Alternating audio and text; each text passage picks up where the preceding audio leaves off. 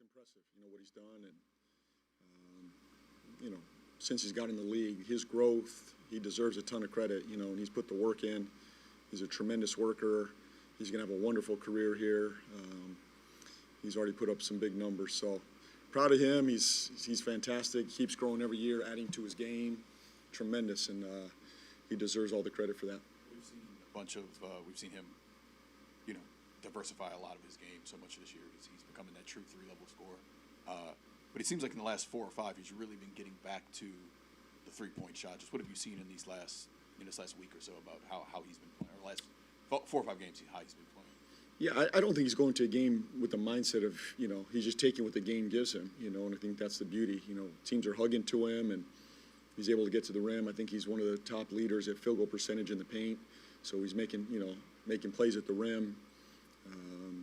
He's been fantastic off the ball, in transition, the three-point line. That's been there the last couple of games. I think maybe that's a product of DQ being out a little bit, maybe, the last game. But in general, we need him to shoot the three ball. We're a team. It was good to see tonight. We got up, 43s tonight. That was impressive, for our group. So we got to stay with that. And he's just taking what the game gives him. He's a versatile offensive weapon.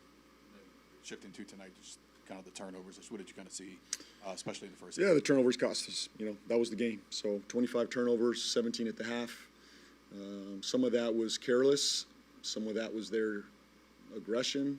Some of that was rim decisions, paint decisions.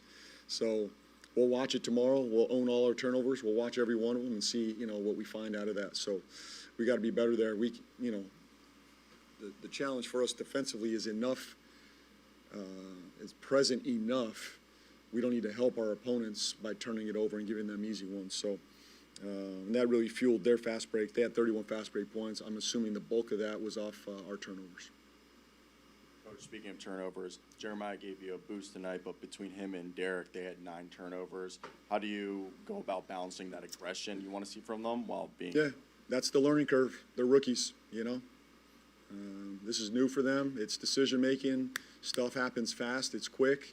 But the only way you get better is you learn and you go through it, So those were 9 costly turnovers, but, that's with a young group like that, it's going to happen, It's just what I'm worried about, not worried, what I'm concerned about is learning from it and growing from it. That's the real lesson in it. So watching it tomorrow, owning it, and hopefully the next game we don't see the same mistake.